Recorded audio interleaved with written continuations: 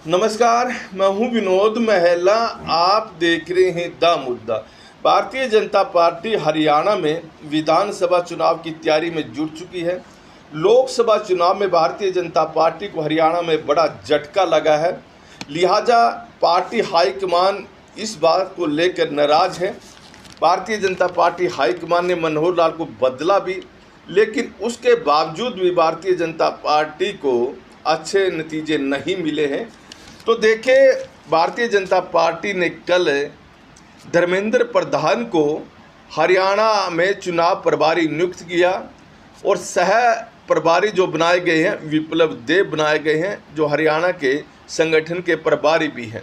तो देखिए, रात को भारतीय जनता पार्टी के राष्ट्रीय अध्यक्ष जेपी नड्डा, केंद्रीय गृह मंत्री अमित शाह ने हरियाणा के बड़े बड़े नेताओं को बुलाया और बैठक की। इस बैठक में मुख्यमंत्री नायब सैनी, पूर्व मुख्यमंत्री मनोहर लाल, कैप्टन अभिमन्यु और चुनाव प्रभारी धर्मेंद्र प्रधान, विप्लव देव, संजय भाटिया, सुधा यादव, ये तमाम नेता इस बैठक में शामिल रहे। तो केंद्रीय गृह मंत्री अमित शाह और पार्टी के राष्ट्रीय अध्यक्ष जेपी नड्डा ने एक एक नेताओं से पूछा है कि 5 सीटों पर हार क्यों हुई है। कांग्रेस के पास तो अपना संगठन तक नहीं है, आप ही बताते रहे हैं। भारतीय जनता पार्टी ने पन्ना प्रमुख तक बनाए हुए हैं, इसके बावजूद भी भारतीय जनता पार्टी 5 सीट हारी है। वोट प्रतिशत घटा है, इसके क्या कारण रहे, एक एक नेता से पूछा है। और अगली जो रणनीति है, कैसे भारतीय जनता पार्टी चुनाव में जीत हासिल कर पाएगी। चुनाव में ज़्यादा समय नहीं बचा है। तो देखिए, भारतीय जनता पार्टी हाईकमान ने साफ निर्देश दे दिए हैं कि इस दफ़ा जो टिकटों का वितरण होगा उसमें किसी भी तरह की कमजोरी देखने को नहीं मिलनी चाहिए। जो जिताऊ उम्मीदवार हैं उसको ही टिकट मिलना चाहिए। मैं और मेरा यह नीति भारतीय जनता पार्टी में इन टिकट वितरणों में नहीं चलेगी।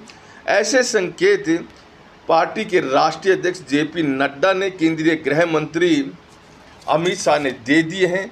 तो देखें, इस बैठक में एक और बात पर चर्चा हुई कि हरियाणा में प्रदेश अध्यक्ष किन को बनाया जाए, क्योंकि नायब सैनी मुख्यमंत्री हैं और मुख्यमंत्री बनने से 6-7 महीने पहले उनको प्रदेश अध्यक्ष बनाया गया था और उस समय वो सांसद भी थे।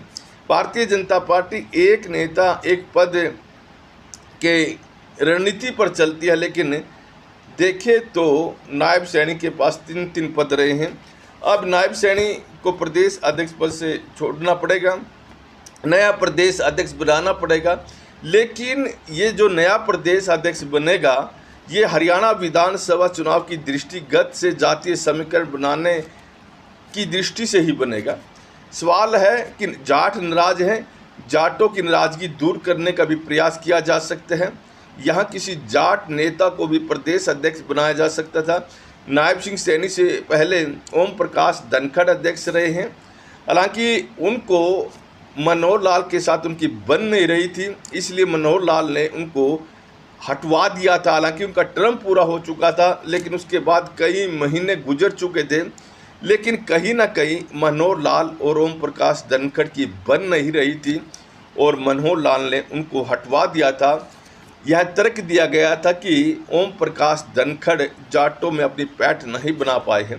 हालांकि देखें, जाटों में बेशक ओम प्रकाश धनखड़ की पैठ नहीं बन पाई हो। ओम प्रकाश धनखड़ क्या, भारतीय जनता पार्टी का कोई भी जाट नेता हो, वो जाटों में अपनी पैठ नहीं बना सकता। कारण है कि जाट काफ़ी नाराज हैं और जाटों की इच्छा यही है कि कोई जाट चेहरा हरियाणा का मुख्यमंत्री बने। लिहाजा ओम प्रकाश धनखड़ हो या कोई दूसरा जाट नेता वो जाटों में पैठ नहीं बना पाएगा, यह बात सही है।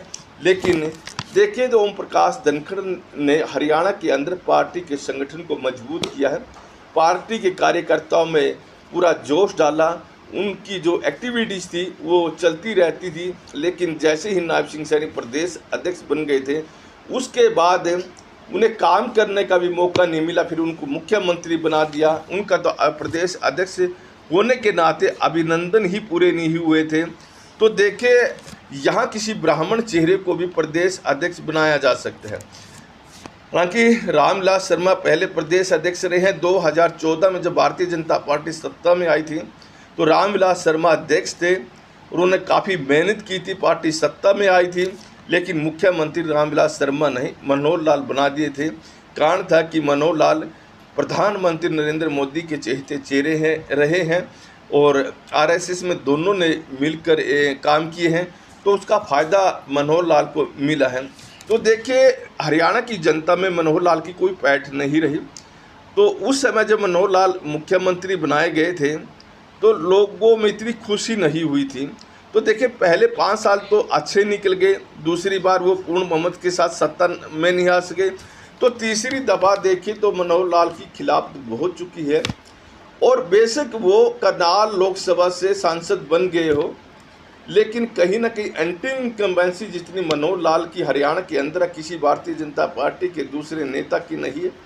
हरियाणा में आज भी लोग भारतीय जनता पार्टी को वोट देना चाहते हैं, लेकिन कहीं ना कहीं देखिए जो मनोहर लाल की एंटी इनकम्बेंसी है उसका असर चुनाव में लोकसभा में भी पड़ा। और अगर मनोहर लाल ज़्यादा रुचि लेते हरियाणा विधानसभा चुनाव में दिखाई दिए तो यहाँ भी पड़ सकते हैं। तो ऐसी स्थिति में देखिए, अगर कोई ब्राह्मण चेहरा आता है तो उससे भी भारतीय जनता पार्टी को फ़ायदा मिलेगा, क्योंकि अब तक हरियाणा में ब्राह्मण चेहरे को तरजीह नहीं मिली है और ब्राह्मणों की वोट अच्छी खासी है। तो देखने वाली बात यह भी रहेगी, जिस तरह से एससी वर्ग इस दफ़ा 2024 के लोकसभा चुनाव में भारतीय जनता पार्टी से छिटका है, हालांकि पूरे देश में छिटका है, तो हो सकता है कि किसी एससी वर्ग के नेता को भी प्रदेश अध्यक्ष बनाया जा सकता है, लेकिन इसके चांस थोड़े कम हैं। कारण है कि बीसी वर्ग से मुख्यमंत्री हो गए और एससी वर्ग से अगर प्रदेश अध्यक्ष बनेगा जो सामान्य वर्ग है तो कहीं ना कहीं उस वर्ग में झटका लग सकता है। तो देखिए, एससी वर्ग की बात करें, भारतीय जनता पार्टी ने कृष्ण पवार को राज्यसभा में भेजा है और देखिए 2 टिकट इसी समुदाय की यानी रविदास समुदाय से आने वाले बंतो कटारिया से अम्बाला और डॉक्टर अशोक तंवर को सिरसा संसदीय क्षेत्र से चुनाव मैदान में उतारा था, लेकिन कोई फ़ायदा नहीं मिला। तो देखिए, जो एससी वर्ग में दानक समाज है या फिर वाल्मीकि समाज है, इनमें से किसी एक को भी प्रदेश अध्यक्ष बनाया जा सकता है। तो ये देखने वाली बात है कि भारतीय जनता पार्टी किसी ब्राह्मण चेहरे को उतारती है, किसी जाट को उतारती है, फिर ऐसी चेहरे पर खेल खेलती है। तो अब विधानसभा चुनाव के अंदर भारतीय जनता पार्टी को बहुत ज़्यादा मेहनत करने की ज़रूरत है, क्योंकि लोकसभा चुनाव में 5 सीट भाजपा जीती है और उस स्थिति में जीती है जबकि हरियाणा में ऐसे बहुत सारे मतदाता हैं जिनकी इच्छा यही रही कि प्रधानमंत्री नरेंद्र मोदी तीसरी बार बने। लेकिन जब हरियाणा की बात आती है तो वो भारतीय जनता पार्टी से थोड़े नाराज़ हो जाते हैं, दूर चले जाते हैं। वो मोदी के नाम पर वोट देने के लिए तैयार हैं, लेकिन यहाँ हरियाणा के नेताओं के नाम पर वोट देने के लिए तैयार नहीं है और ये नाराज़गी ज़्यादा मनोहर लाल खट्टर के प्रति रही है। तो अब भी नायब सैनी के पास 2-3 महीने पड़े हैं, कम समय है। हालांकि नायब सिंह सैनी बहुत सारे जो काम हैं, जो नीतियाँ हैं, उनमें बदलाव कर रहे हैं, लेकिन कहीं ना कहीं ऐसा माना जा रहा है कि मनोहर लाल अब भी सुपर सीएम बने हुए फ्री हैंड नायब सिंह सैनी काम नहीं कर पा रहे हैं। अगर ऐसा रहा तो भारतीय जनता पार्टी के लिए नुकसानदायक साबित हो सकता है।